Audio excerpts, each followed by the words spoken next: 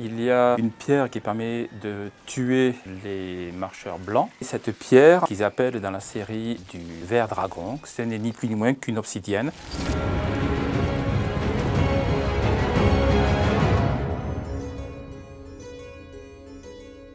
L'obsidienne, c'est un verre naturel qui est fabriqué par des volcans. On trouve ça dans la côte, la partie ouest des États-Unis, Nevada, au nord de la Californie. Il y a plusieurs volcans, notamment un qui s'appelle Glass Mountain, il y en a un autre qui s'appelle Medicine Lake, il y a Little Glass Mountain. Donc tout ça, c'est des volcans qui sont entièrement faits en verre. C'est des volcans qui sont assez explosifs lorsqu'ils rentrent en éruption.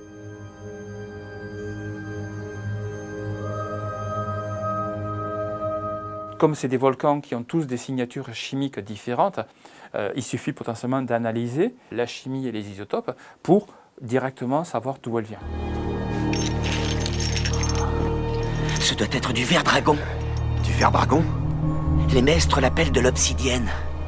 C'est en Turquie que l'on retrouve les premières obsidiennes taillées il y a environ à peu près 10 000 ans, où on a des pointes de flèches et des sortes de couteaux taillés directement dans l'obsidienne. On en trouve également au Mexique, daté d'il y a environ 3-4 000 ans. On les a retrouvés à l'endroit où on les a produits. On en a également retrouvé à 5, 6, 7 000 km. C'est un des premiers objets qui a été commercialisé.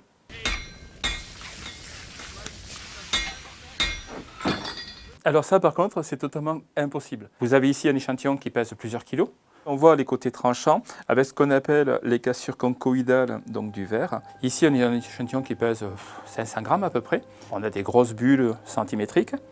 Et on va passer à l'échantillon ultime, celui-là, qui pèse, on va dire, une centaine de grammes. C'est une ponce.